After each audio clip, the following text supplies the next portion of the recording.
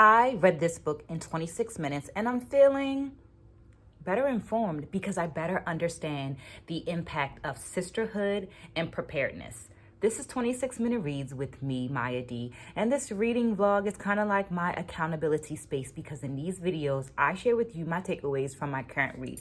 And this is book number three of my 26 to 26 reading challenge, where I'm reading 26 minutes per day. So this is more like slow reading rather than speed reading. It's also a investment into myself, a way of providing myself with some consistency in an ever-changing world. And I hope all of that is enough reason for you to join me along in this process by reading along with me and dropping some comments down there in that comment section so that there's an actual dialogue going on. Well, this week I read pages, let me look at my notes, pages 51 through 84 of Skin Color Points by Dr. Naomi McCartney Brown. And let's get into these takeaways. Takeaway number one is sisters. This book is made up of several interviews from women from different parts of the world and in different stages in their careers. In the interview with Lopez, almost getting my notes together. In the interview with Lourdes Lopez, we find these words on page 56, and I quote, "My mother could not speak, nor could she understand English well at all. So was my sister Teresa, who was doing all of the translating," end quote. As an educator, I've experienced this with some first-generation students where the sibling is the one that I'm having the conversations and the dialogue with. And sometimes it's because language is a barrier. Sometimes it's just because the sibling is older. And sometimes it's because that's the cultural tradition of the family that I'm engaging with. I bring this into play because this can be different than the ways that some of us were raised or that some of us would like things to be. So as an educator who wants to speak to a parent, and now you have to understand, or now we have to understand and accept that the parent is not the one that we're going to have the dialogue with, which requires us to let go of some of the ideas that we might have had, right, and held on to.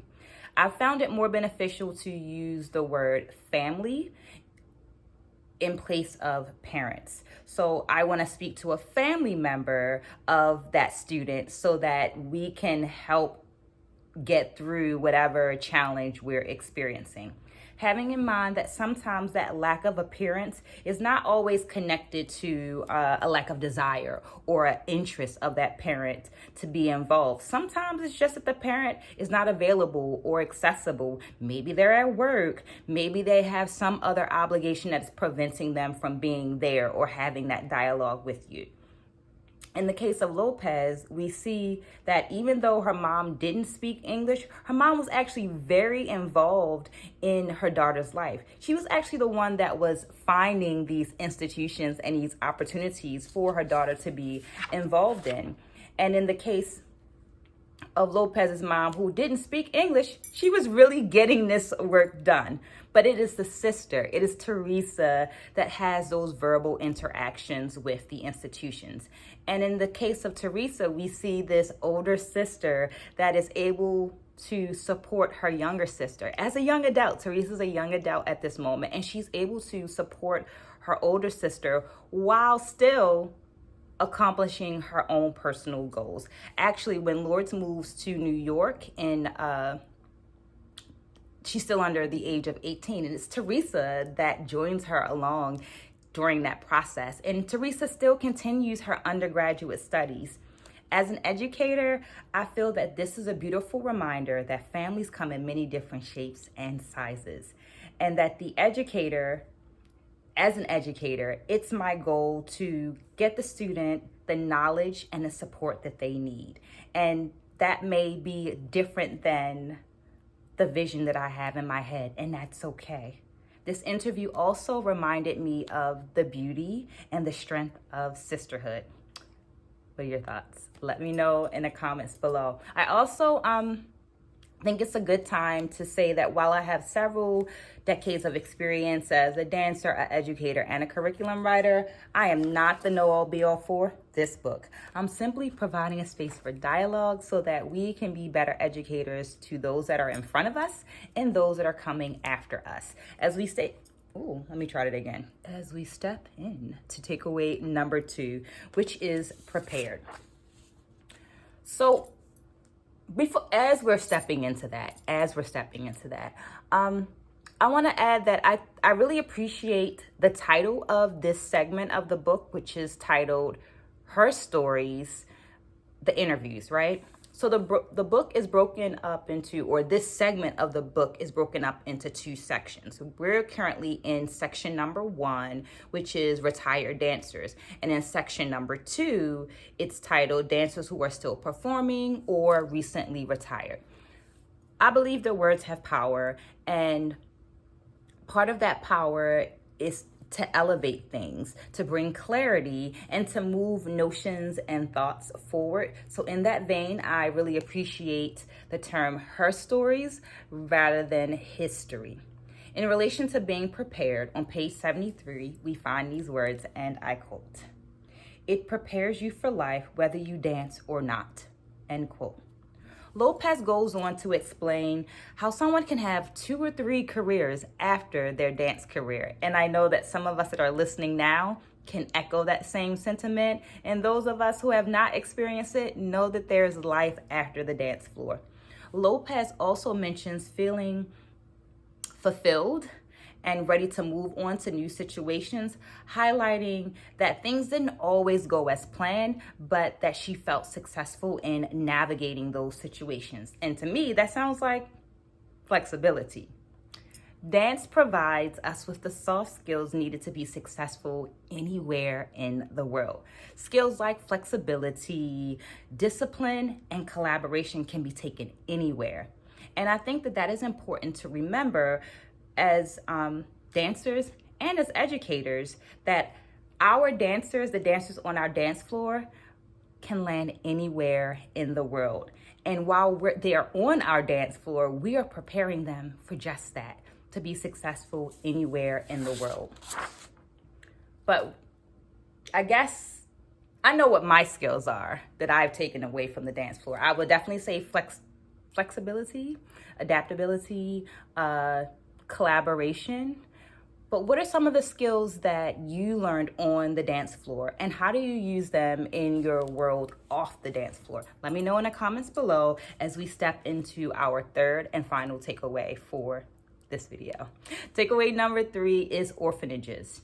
Starting on page 77 of the book, we're introduced to Caridad Martinez, a retired dancer who has past affiliations with the National Ballet of Cuba and the Havana Ballet Theater, And on page 84 of the book, we find these words, and I quote, "Most of the boys came from orphanages, so he took care of them," end quote. This quote is taken from a portion of a response that Martinez has to a question about a reference she made to the ballet Giselle. So earlier in the interview, she makes a mention of Giselle, and then the author is coming back to that response, digging a little deeper. Caridad's response informs us of the way that she and her classmates were taken care of during their time at the National Escuela de Cuba. The school was set up similar to a boarding school, with students attending classes Monday through Friday and then able to go home to family during the weekend. Martinez reminds us that her mother was not present and that Fernando Alonso took on the responsibility of helping her to learn how to take care of herself in preparation for the touring that she would do once she aged into the adult company. So talking about being prepared once again. She states that I did not have a mother there, and follows on with that quote about the boys coming from the orphanages. This line caught my attention because throughout the book, and sometimes in conversation, ballet is referred to as an elitist activity for those that have or those that are privileged to funds, right? The school then makes this intentional decision to create access to and for people who might not have access otherwise, building the roads to inclusivity, I would say, across socioeconomic barriers and gender lines. I think oftentimes when we speak of diversity and inclusivity, sometimes we get caught up in the complexions of our skin, and that diversity work, that inclusivity work, that equity work has to deal with so much other than that. There are many types of ways to build inclusivity, equity, and diversity. Now, this is not to say that the space was completely absent of racial issues, because Martinez also mentions feeling racially motivated casting once Fernando left the company.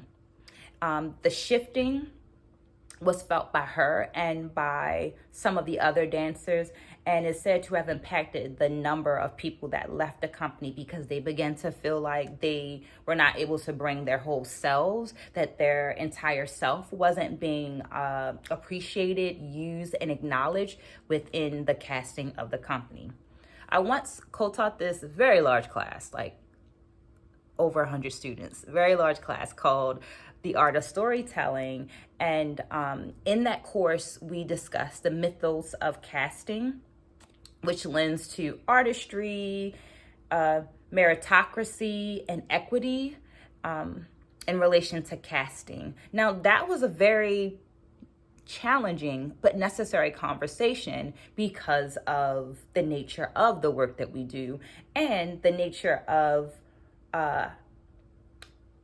how we would like our artistry and the arts to move forward. But I don't know, what are your thoughts on casting? Let me know in the comments below. I'm also always looking for another book to read, so you can drop the title of a great book down below. If you've written a book and you would like to get it out there for me to read, you can drop that below too. Or just drop a book emoji so that I know that you're here with me. There's some really great things in the description, right there in that description. So make sure you check those out. This has been 26 Minute Reads with me, Mya D. If you found this video interesting or great in some kind of way, you like this video, make sure you like and subscribe. Spread a good word, and I will see you again soon. Take care.